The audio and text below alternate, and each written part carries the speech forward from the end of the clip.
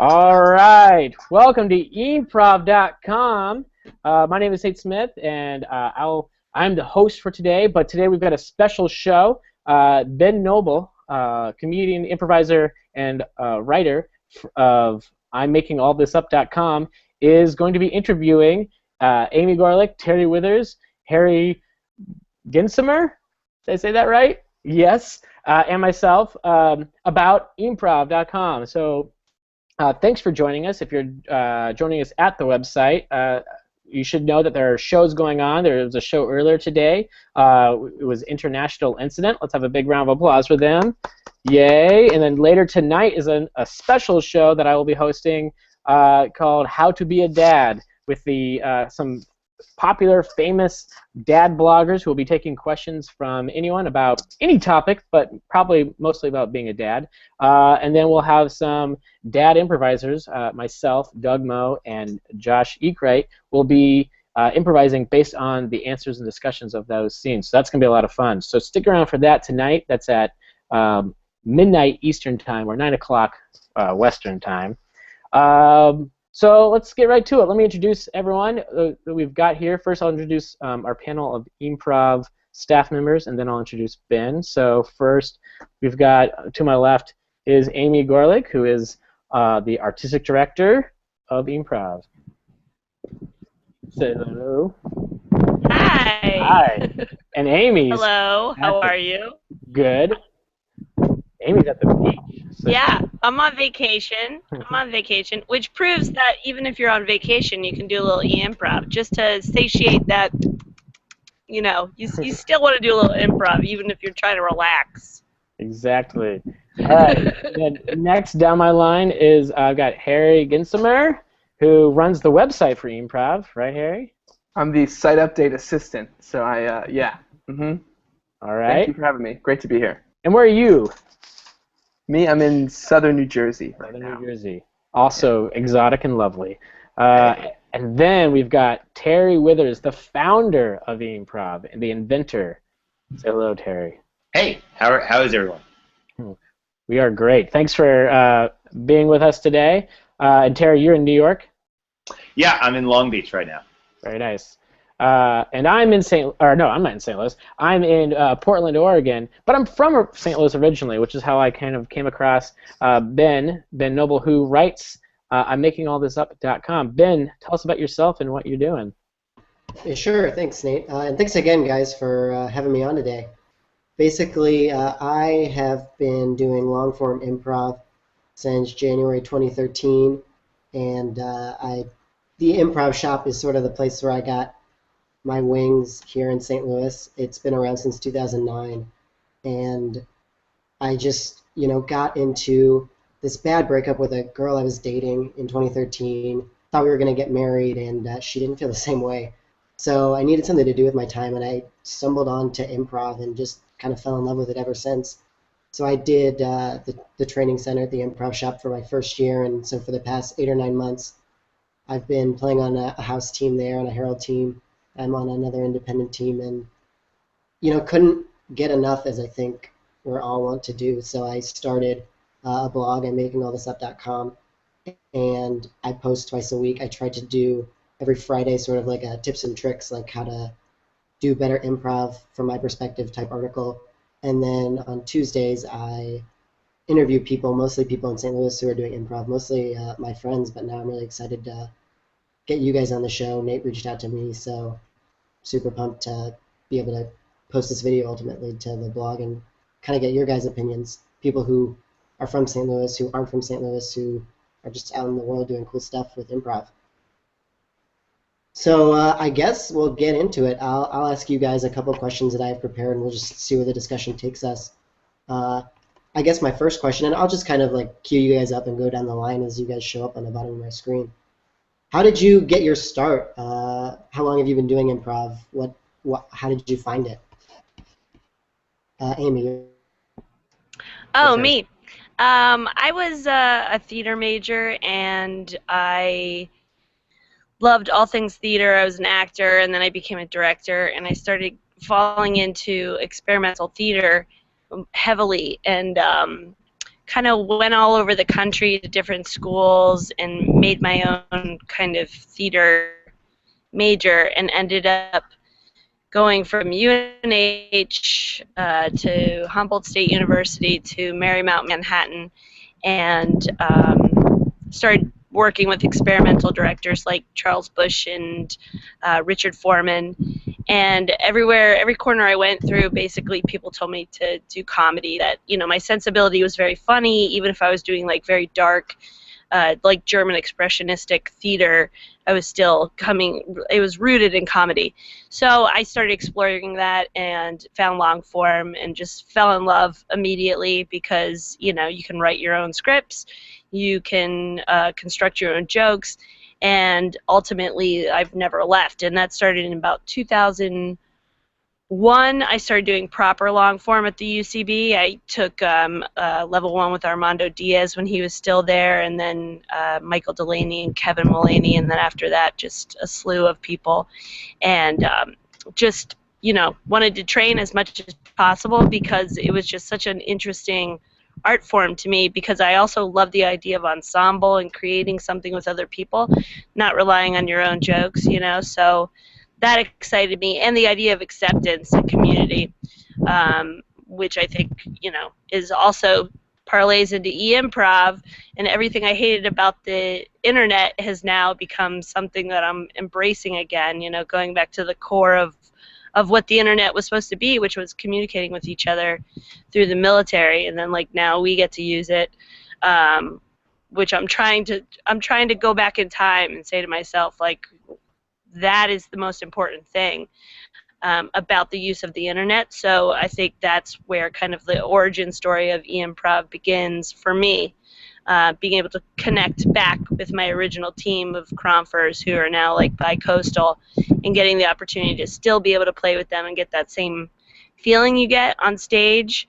It's a little different, but I'm not looking at the differences right now. I'm looking at the positives and saying, like, this is great. So I want other people to feel that feeling of you haven't lost something.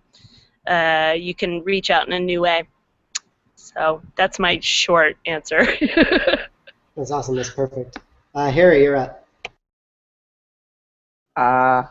I don't have as moving a story as that, but let's see, I did like theater all my life. I just started UCB classes about a year ago now, and I took I took Terry's 201 class, and that's how I got involved with E-MPROV after that class ended.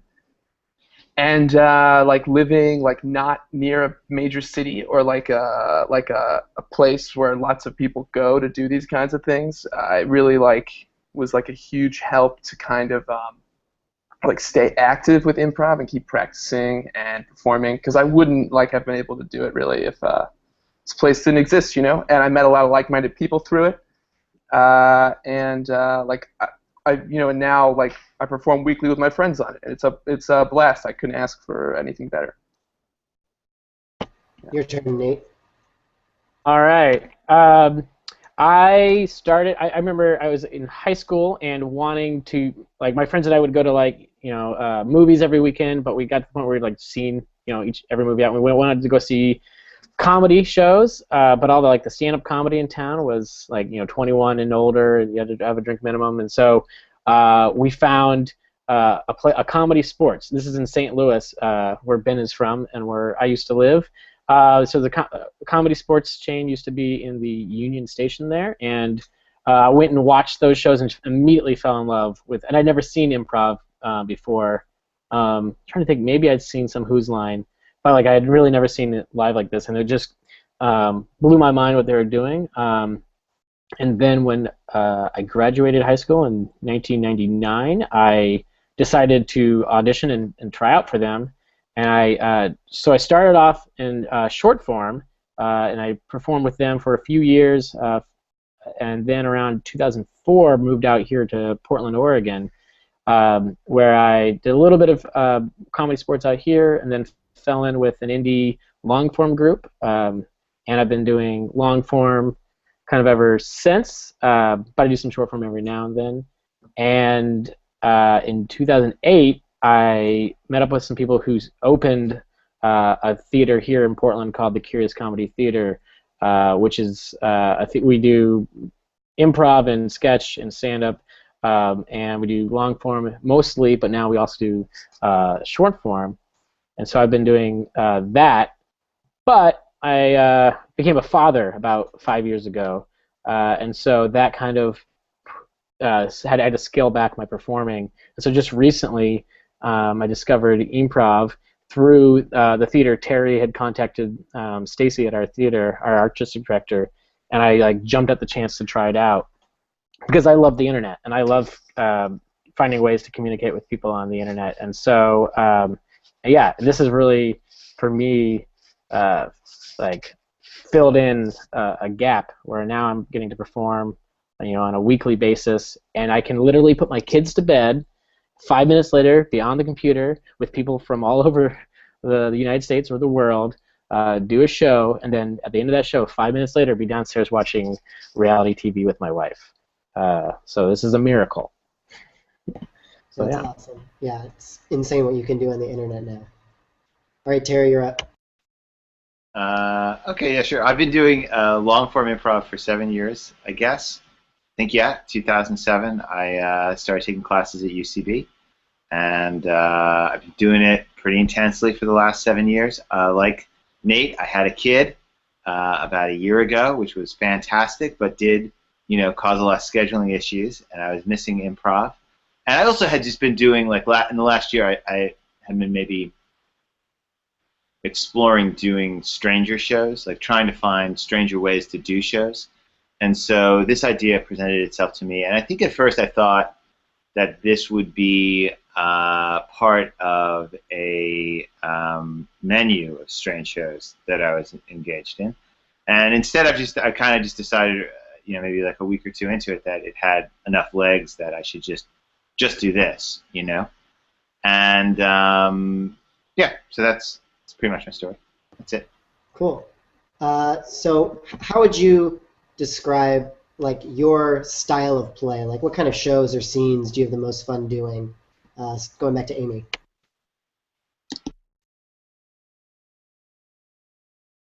Sorry, I was muted. What do I have the most fun doing?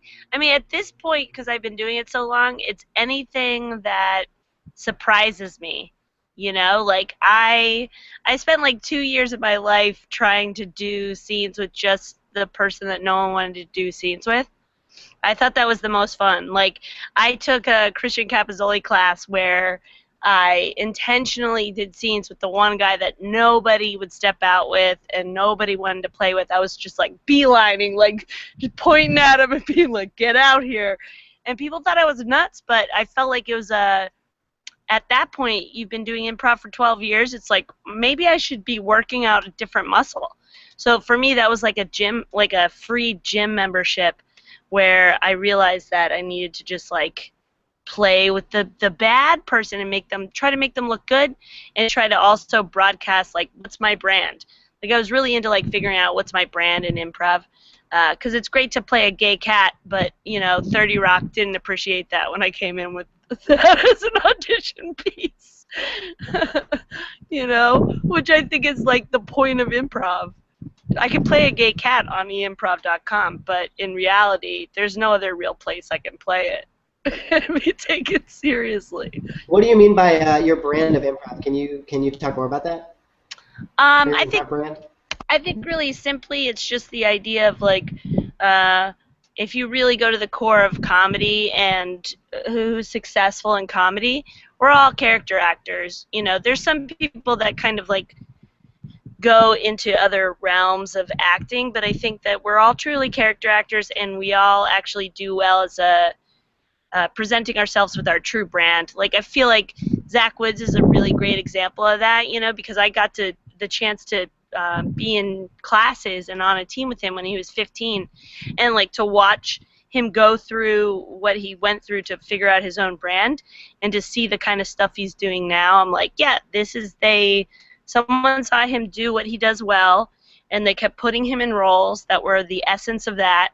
And now it's like you watch him on stuff like Silicon Valley, and you're like, yeah, that's Zach Woods to a T. That's like what he does. That's his wheelhouse. And I don't think he minds playing that because he knows that he plays that kind of brand well. So, I mean, that's the simplest way I could put it as like, what's your brand, know your brand. He knows it, and he is able to do the work that he wants, be on the shows that are great that we all love, that he likes, and just gets to do his thing, you know, simply. That's awesome, thanks. Yeah, if anybody out there watching needs Jewish grandmother or shy guy who isn't good at sex, I'm really good at those characters. Harry, you're up. Oh man, I'm so young comedy-wise. I don't think I really have like a Okay, so I'll tell you what I really enjoy doing right now in scenes. So right now I just took the 4-track class. I'm really into like super physical stuff, like in your spine. They say in the spine. Never heard that before. Really into that. And then I have a tendency, just as like a young guy, to go to scenes that like don't really heighten, like, and that's like the way it's played. You know, like either something's like repeated over and over again, or like time loops. Things that are terrifyingly like mundane, I really enjoy. And then character stuff, you know, go into a character right away. So that's yeah.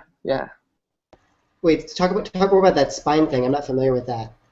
This isn't any of mine. It's just they talk about like instead of like going to your arms or to your head, you go like to like the center of your body. I feel terrible because this isn't my like lesson to teach, but yeah, like stuff that's in your yeah. Oh, and you know what else? I'm gonna throw this in there.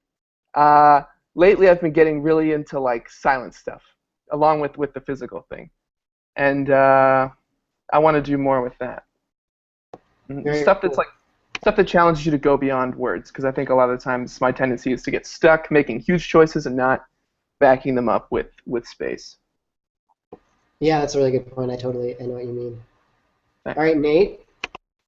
I would say my style, the thing that I get commented on a lot is people often will like compliment me for how much physical work I do in a scene, and it's funny because they'll talk about it as a positive, and I often sometimes think of it as a crutch that I've been leaning on since I started, because when I first started doing short form, and because of some theater politics, I ended up being one of the few people left in a group, and so I ended up getting on stage a lot earlier than than they normally put us on stage, and so I had a lot less training than a lot of the people, and so I could yes the hell out of anything, and I could do big crazy stuff, but my heightening wasn't super strong yet, and so I feel like I still carry some of that with me, where like when I was first starting, I was afraid to do too much dialogue because I was afraid of falling over my lines and things like that, but I could do big pratfalls with the best of them, and so now I'm still, I think, a pretty physical player, and hopefully I've added some of the other the heightening and everything else, but yeah, I often get comments on my physicality. How does that affect? I mean, when you're doing improv from the chair in your room there on the computer, how does that affect your ability to do physical stuff? Well, I like it because in some ways it has been making me focus on like really. I like improv because I really have to listen to the other person as intently as I can, and it's helping me in my live stage work because a little bit because of the latency that can happen sometimes in the shows. You have to really make sure you're not stepping over each other's lines, and it's just like this. You have to be way more intense than ever. So it is helping me slow down a little bit and find that kind of focused energy. But I like, if you watch any of my improv shows, I like to play with this little space that you have here, and I like to get up sometimes. I've done scenes where like I've like left the frame just to to illustrate something funny, or I got my feet up in the scene the other day. So I try to bring the physical element to this as much as this format will allow. Yeah, that's cool. Really like experimenting with the medium. And yeah, I can totally see how this is like the biggest exercise in listening and restraint. It's like so easy for me my phone is turned over so I don't see any updates that are popping up on it. And I'm like, don't click away from the tab. Don't open Fit. Like, just listen and look at the person's face. Terry, you're up. I'm like a terrible interview subject, I think, because I'm just gonna say I like all. I mean, I don't know that there's something in particular that I'm really excited about. I don't like mono scenes. I don't like mono scenes. So Why? everything else, Why? I don't know. I don't know. They've never appealed to me. I guess I get a little bit bored. I feel like maybe part of what I like about improv is like. It sounds stupid, but I guess I like new locations. I like new locales, and I guess I get bored in mono scenes because I feel like, oh, I know the one locale already. You know, but besides that, I mean, like I'd be excited to do a set where like the focus was on heavy premise initiations into game, or I'd be excited to do a set where like people were trying to organically find game, or I'd be interested in doing a set where people weren't trying to find game at all. I'd be interested in like physical improv. I like it all. I really do. I like it all. So, you know, I think maybe the thing I'd like the best would be to go into a set and feel like I have no goals per se, no agenda, just sort of an awareness of what's happening around me and a willingness to follow the direction of the other people I'm playing with. Awesome. All right. Cool. What's the best note that you've ever received? Starting with Amy. Oh, best note I've ever received. It was like it was actually the same note I got probably in 2002 from Rob Riggle and Ari Voikidis, all in the same week.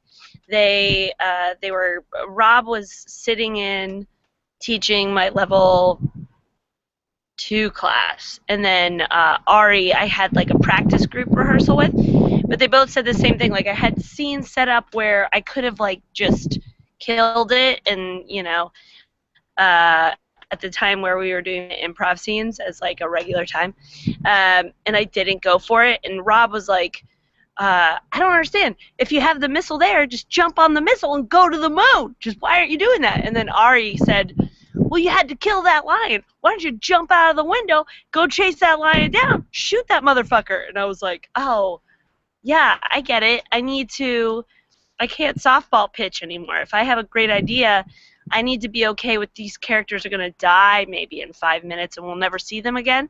So I'm like, yeah, infuse them with like the most, like the highest place they can go with their behavior or their character game as possible.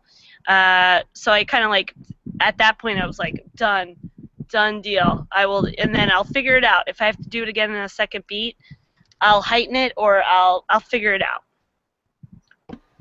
Awesome. Harry? Yeah. I'll say Terry gave me a great note in 201, and even if he wasn't here, I'd be saying this because it's really helped. Suck up. There's that. So we were doing a scene, I think, and we were ambulance drivers, but I like kind of top-loaded it with unusual things, and he was like, I think you gotta kind of walk before you fly a little bit, which is like such a thing I've heard so many times in my life, but like in that scenario, it made a lot more sense. And then like I didn't really realize you can really just like enter a scene and kind of take it slow and follow one thing as opposed to like making yourself like an immortal with a sacred amulet who carries a helicopter. You know what I mean? Just like because I tend to like kind of like as a like with a lack of confidence like produce many things to look at as opposed to like here's this one thing, let's follow that. So yeah. I struggle with that too. I totally get it. All right, Nate, you go ahead. And my computer's dying, so I'm going to vanish from the frame for a minute while I go get my charger. Okay, I'll filibuster. So my note might be the opposite of what Harry just said, but maybe like the positive opposite, not like a negation of what Harry's note was. But from several different people who have come out to Portland to do workshops here, Craig Kukowski, who's a friend of the theater, came out, and then also at another time that Matt Besser came out. They both gave a similar note to us all, that which is basically on the topic of subtlety at the top of the scene, and basically the idea that subtlety doesn't always work. And so it was the idea of like when you start a scene, you can give a bunch. You don't have to give it, so much that it's all over the place, but you can say specifically what the setup is. So I remember with Craig, there was a certain scene he was having a setup where it was like they're at the doorstep about to do that first kiss, and I think a lot of us would try to be subtle and start like the first kiss of like the end of the date kind of thing, but like without really saying that, and so the scene partner and the audience doesn't really know yet what it is, but his note was just say, okay, this was a great first date, I'd like to kiss you now, or something like that. That kind of like tells us all where we are. And Matt Besser, in a similar light, was like, it's not cheating, because a lot of us, I think, have that like mentality of like, if I say too much, I'm cheating, and he just reamed us for that. It's not cheating. So that's something that stuck with me.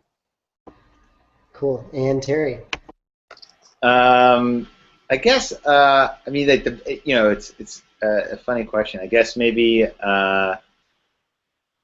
I think early on when I was taking classes, there was an idea in the early classes at UCB that you shouldn't joke, you shouldn't sell out scenes for jokes.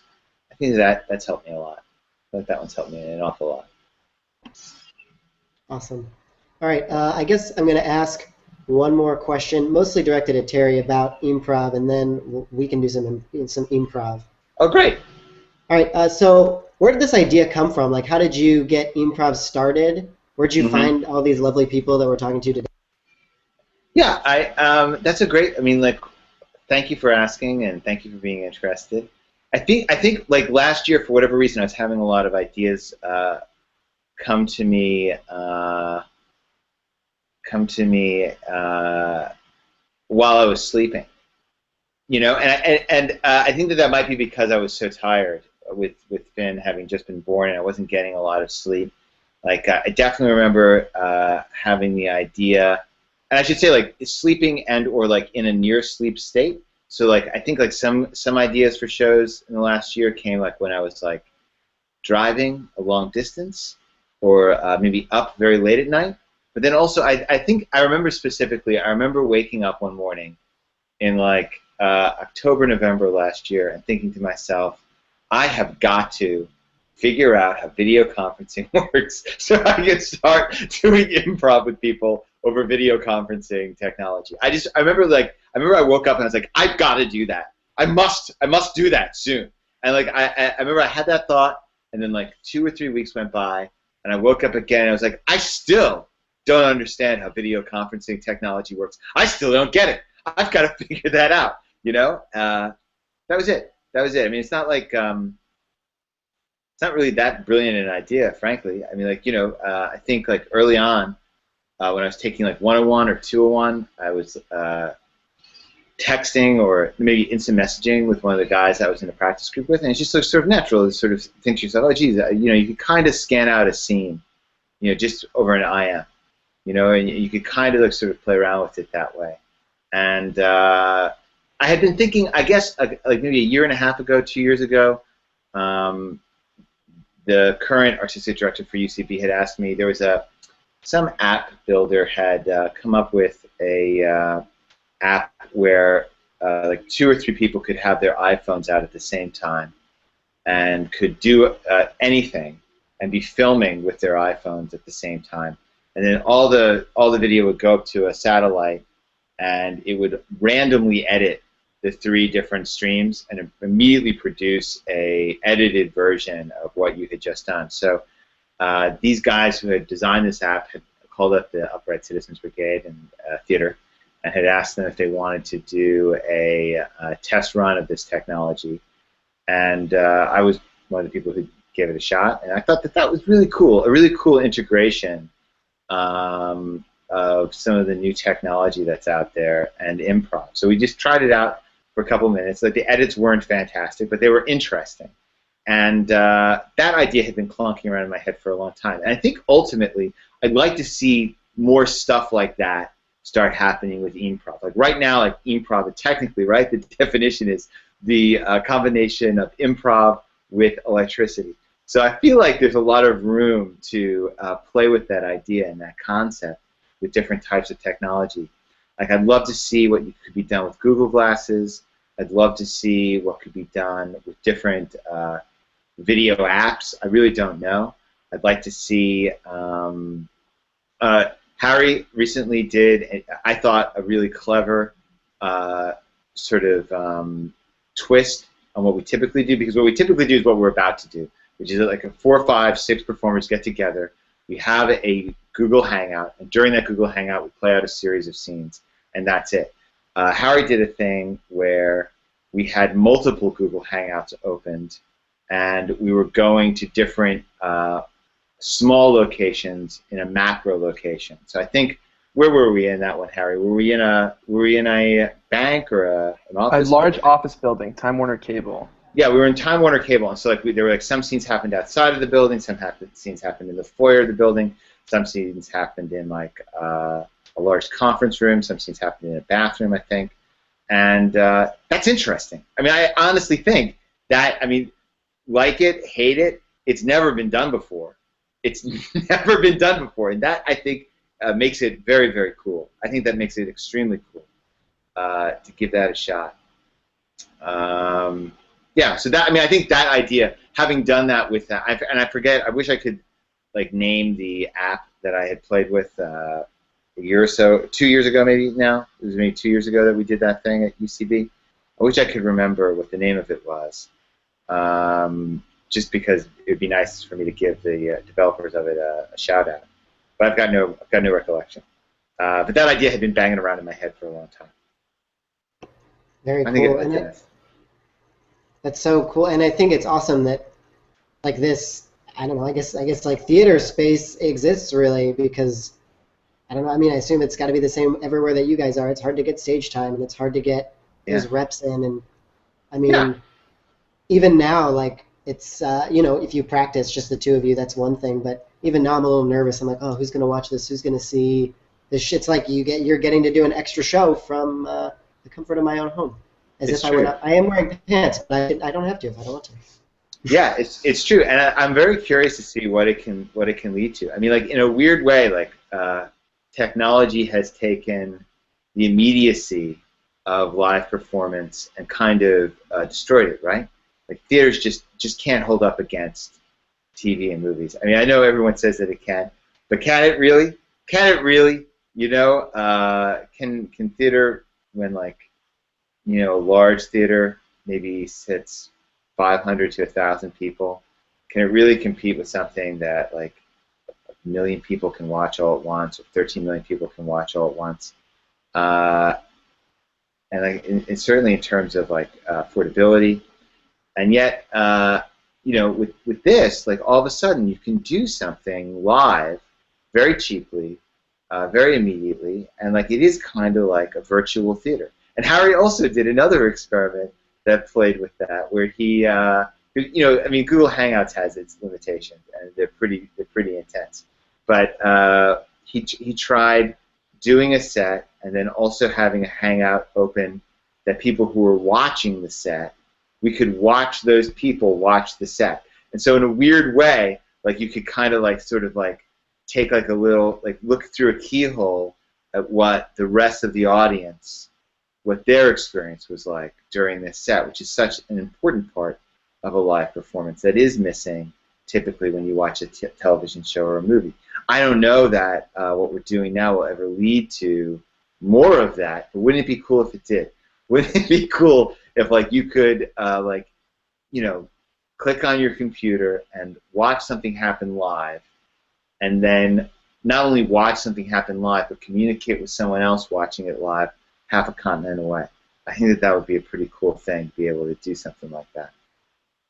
Yeah, it's such a cool. That's why it's such a cool concept. There's so many things that, so much room for this kind of idea to grow. Yeah, totally.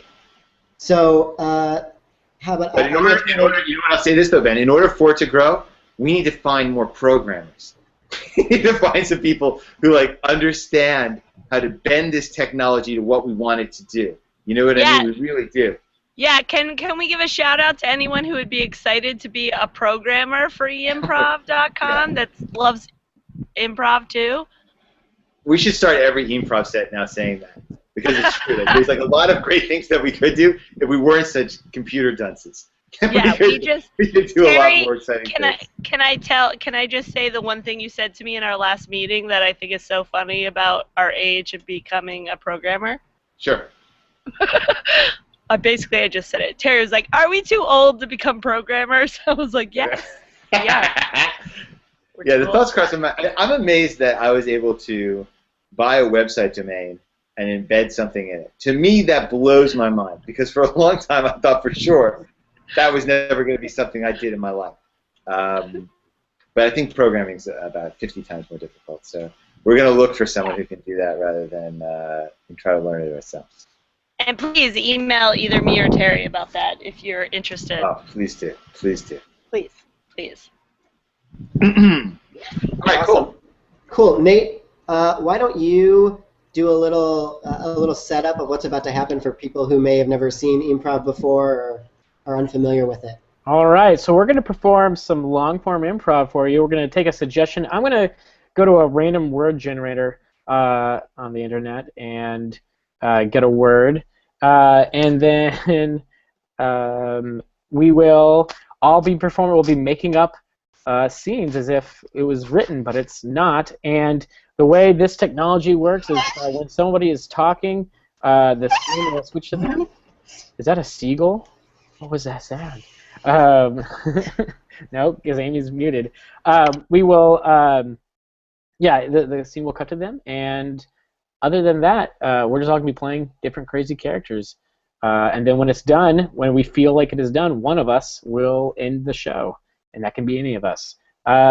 So the word is from creativitygames.net, random word generator, is courier. Courier. Oh, I'm really sorry. I know I said I wouldn't be late anymore, but shit just happens. Okay. Yeah, I didn't want to have to do this, but I'm going. Are you firing me? Yeah. I made a very bold statement last time. I said if you were ever late again, I would fire you, and I didn't mean it, but I said it. And now I have to fire you. Are you serious?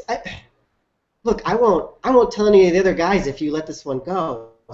Steven, look, I'm a man of my word, and I thought making that statement would put a fire in your belly and get you to, be on time. And now I'm It did. Tag out Ben. Honey, I'm sorry. I'm late for dinner. I'm sorry. The dinner's not done yet. It's almost done, but no. I know you said the next time that I did this, you were gonna do something drastic. So I'm gonna have to call up my lawyer right now. He's dropped up divorce papers. I don't know how I'm gonna live without you, but I told you this would happen. Honey, this is crazy. Come on, it's 10 minutes late. It'll be done in 10 minutes. I'm a man of my word, Lori. I'm a man of my word. All right, fine. I'll take the children. I'll pack up. I'll go to my mom. Is that what you want? For real? It's not what Tag out Amy. Hey, Dad, look, I got stuck at baseball practice. I know I said I'd be over here at 7. It's 7:15. Sorry. Oh, my God. Jimmy, I'm going to have to... I told you I would do this. I have to kill you as a sacrifice. I have to make a sacrifice to my gods because you're late. I told you... Are you kidding me? I told you I didn't mean it, but I told you I would do that. And people heard me, and I'm a man of my word. Come here. All right, we cut away from this very sad scene, and we find ourselves in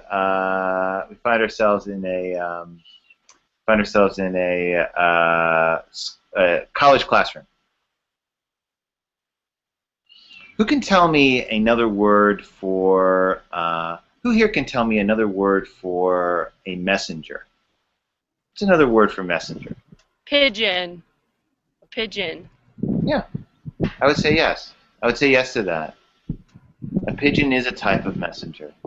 But I want to challenge the rest of the class. What other words could mean messenger?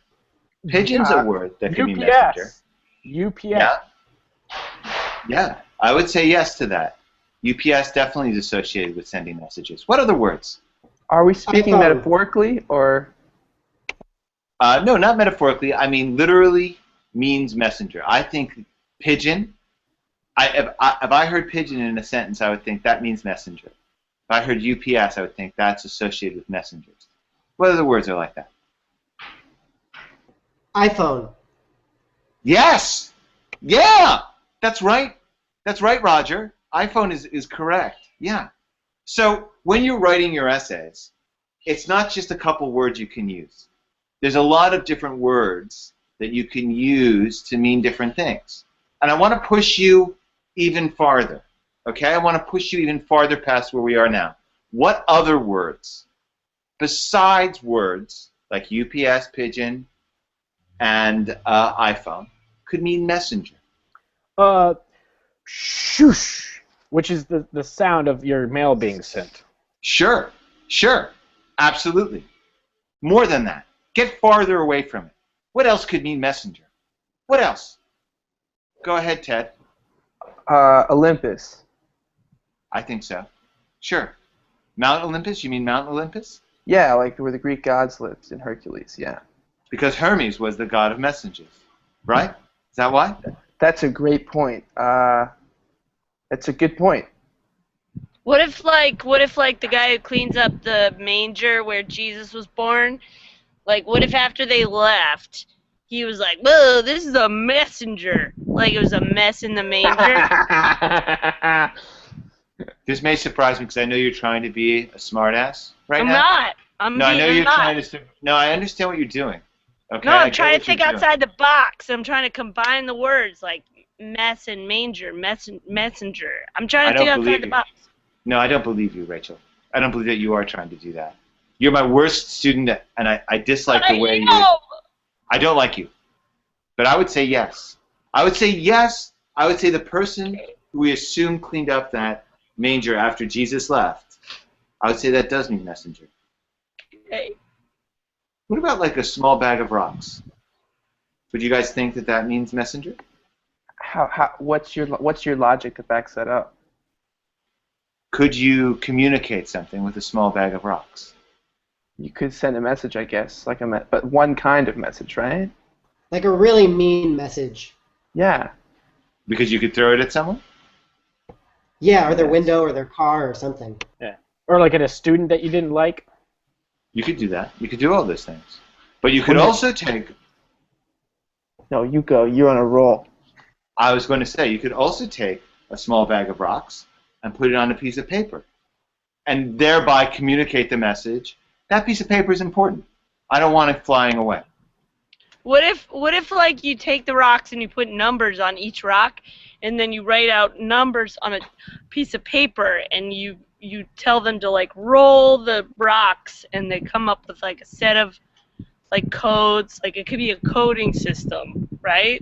Yeah, I see what you're trying to do, Rachel. I understand what you're trying to do. You're trying to subvert my message in this class. I get it. Okay? No, I understand. I don't like you. I don't like you, Rachel. I know you say that every class. I would say that yes, Rachel's correct. Again, accidentally correct. Okay. What if I put the rocks on a piece of paper, but like as a threat, like I'm gonna fuck your house or your car up if you don't do what I want? I would be scared. I would receive that message. We cut away from the classroom into the break room at a post office. You know, I know we said we would go out in the sleet and the hail and the snow, but I was thinking about just wait till tomorrow. Wait till tomorrow? Yeah, you know, like, does anybody check the mail anymore? What if we just chill? Okay. It's 2014. The post office is in dire straits. You agree? Dire straits financially. I would agree. Yeah, I'd say that's right. Yeah. This is not the time. This is not the time to back away. In fact, this is the time to get even more passionate about our duty. Nor rain, nor snow, nor sleet, nor hail. Am I wrong? Well, Steve, let me answer your question with a question. Have you ever posted something on Facebook and then you don't get a lot of likes? Has that ever happened to you? I don't use Facebook. Have you ever said something that you thought would be funny and then nobody laughed? I have dropped a scroll into a mailbox and weeks later received less than a response I wasn't happy with. Yes. And how did that make you feel? Did you feel discouraged? Made me feel terrible, but I was glad someone sent me a response. See, that's how I feel about the post office, you know? Nobody's liking us, nobody's laughing at our jokes, nobody's sending us a response. So I just want to throw in the towel. Let me tell you something, all right? When Eleanor and I were just dating in college, going steady, we split up for a couple of months, but I wrote her every day for 6 years. Did she respond? No. Oh God, here it goes. But years later, I stumble into her again. She says, "You're the letter man. You're the letter man. You wrote the letters." And we've been married ever since. And just from the letter. So your marriage is because of the post office, and that's why you don't want to just. Have you looked out the window? It's snowing. Yes, I've seen it. I've seen the snow. What more do you want? It's part of our job to go out there in the snow. This is important. Just because you found love through the post office, I got a broken leg. I've got a bite on my ass from the dog at the Johnson's house on Maryland. You know, it sounds like everything's on the up and up for you, and everything just sucks for me. No one ever said the life of a postman was one of glee. Tag out, Harry. So, have you found any girls at the post office yet? Your father and I were talking about how, you know, maybe you'll find somebody you like at the post office. Sometimes you get lucky. That's right. We've both been talking about it. Guys, do you guys always talk about me when I'm not around? Of course, we love you. It's a lot of dudes. It's a lot of dudes at the post office. Oh, that's too bad. That's too bad.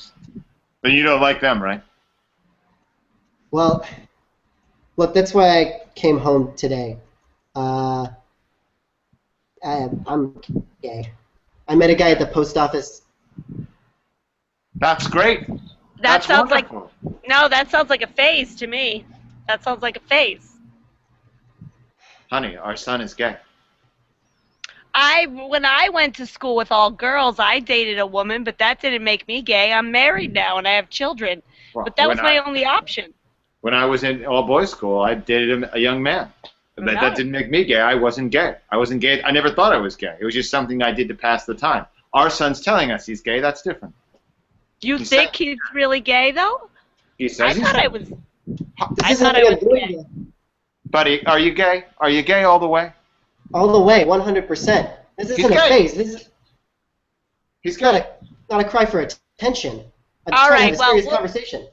We'll see after Christmas break. We'll see. It's just like when you were a vegetarian for 3 months. You remember that? And then, all of a that was sudden, different. you eat meat again. That's totally different, sweetheart. That's completely different. Being a Okay. vegetarian is a choice that you make. Tag out Amy and Terry. So we've had to transfer you. It's just it's just office politics. We're going to transfer you to our Toledo office that is all women. I think you'll fit in fine there. I think they'll take to you well. So enjoy. I'm sorry to send you out on such short notice, but they need you. They need someone now. I have to go right this minute? Yep. Just Like- in fact, I'm gonna pack you up and send you. I'm gonna mail you there right now. Let's go. So we cut to the Toledo office. Look at this box. It's a cool box. What's in this box? Help me! Oh my God. Are we? Oh my God, Sharon! It's probably a man. It sounds like a man's voice. Yeah, I'm stuck in here. It was priority and they taped it. Uh-oh. There's a man Oh, in this no. box. Oh no! Uh-oh. Woohoo. Should we open it? Scissors. Let's open it. Watch your face. We're gonna cut it open with scissors. Oh shit! Fuck! Oh look, it's a little tiny boy. It's a little tiny Oh. man. Look at you. Hi. You're half Hi. naked. Hi. Yeah, Why are you half naked? Look, I got mailed here really fast. I didn't have the time to grab the blue coat out of the locker. This is really awkward for me. What are you doing here? Why are you here?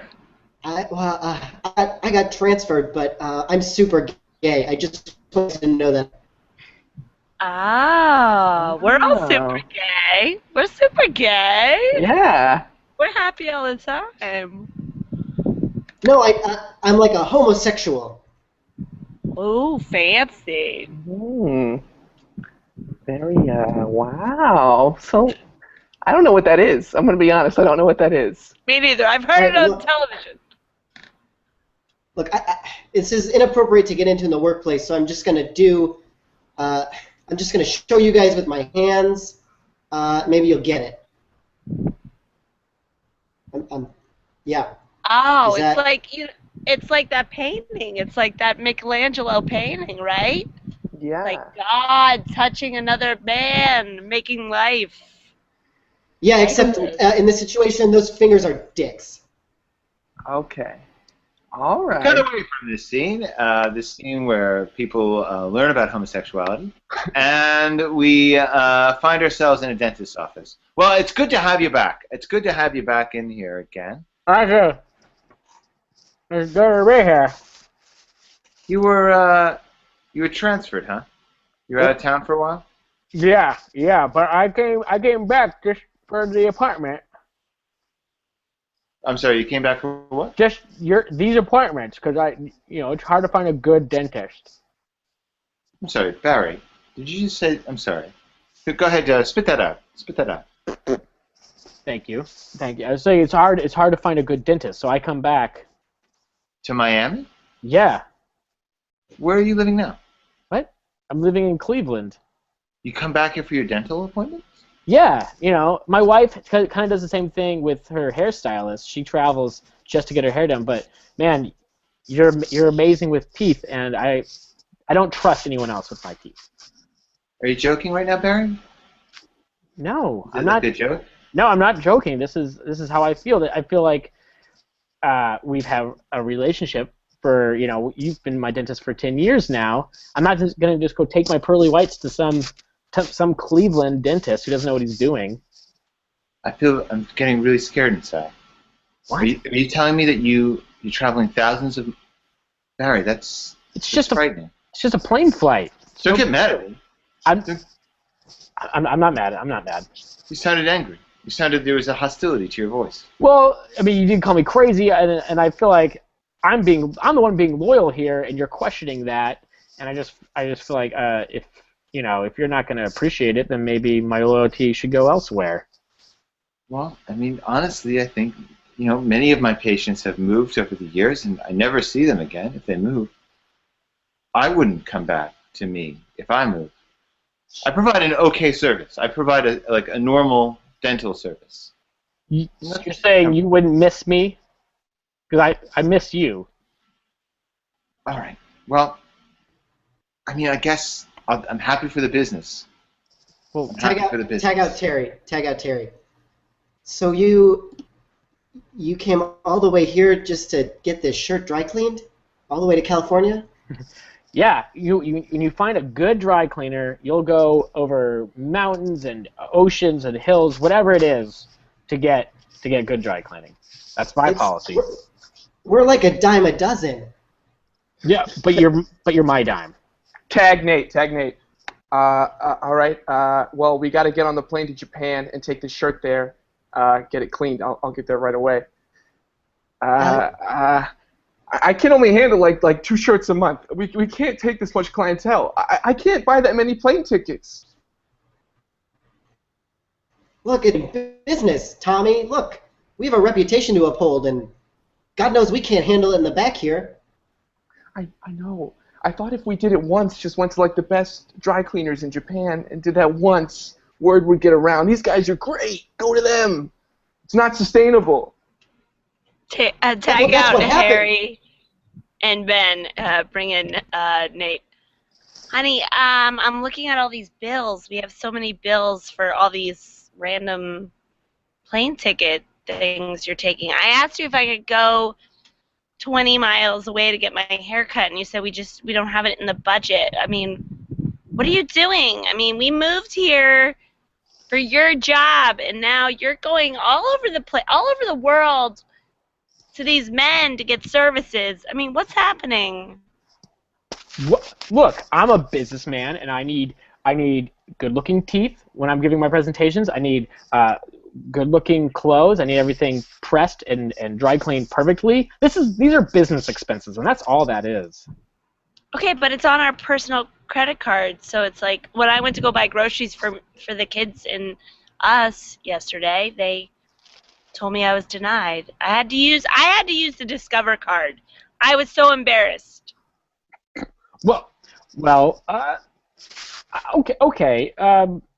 Here's the thing. I'm a new partner in the company, and so they haven't issued my card yet. This is gonna blow over. Don't worry. Okay, I mean, it's not like you don't love me, right? You don't.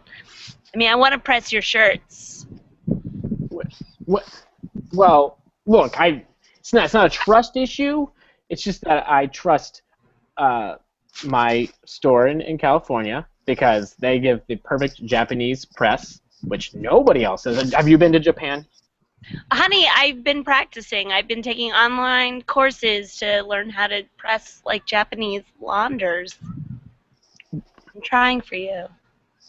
Well, that's sweet, and I appreciate it, but it's just that I have a connection with these people that a married couple could never have. Okay. You don't cry. Mom, who's this stranger you're talking to in the living room? It's your father. Dad? And that's our show.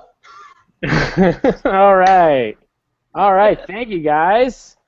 Yes, this is improv.com, e-mprov.com. Thanks, Ben Noble, for having us and interviewing us. And any last thoughts you want to share before we go? Well, thank you guys so much for having me. That was a blast and just like totally unlike anything I've ever done. How do people get involved if they want to try this out?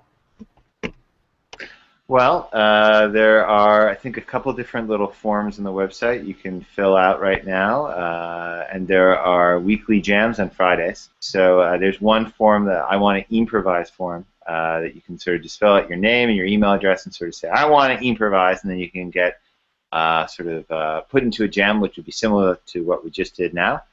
And then hopefully, if you like it, we can team you up with some people, some like-minded people from around the world, and you can start doing improv sets once every week, once every other week, that sort of thing.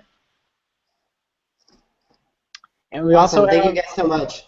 Oh, wait, Nate's got more info. What else, Nate? I was going to also say we have a social media presence. So we have a Tumblr at e-mprov.tumblr.com. We have several Facebook entities. We have our main Facebook fan page, which I believe is Ernie Impro. But if you just search for e-mprov improv on Facebook, you'll find our different groups. We have a group page as well as like a Facebook fan page. And we have an Instagram, and I think that's, I guess, all of our social media. But yeah, if you follow those and you interact with those, that's another great way to get involved and to find out more. I'm done. Uh-oh. Okay, Great. There we go. Thank you much. That was a blast. All right, well... perfect timing for that to happen. That's the right time for that to happen, not during a scene. That's good. Yeah. That was great. All right. Well, I guess that's all. Unless anyone else wants to say anything, I'll close this out. have a good night, and stick around at improv.com. Tonight we have more shows coming up. Goodbye. Bye.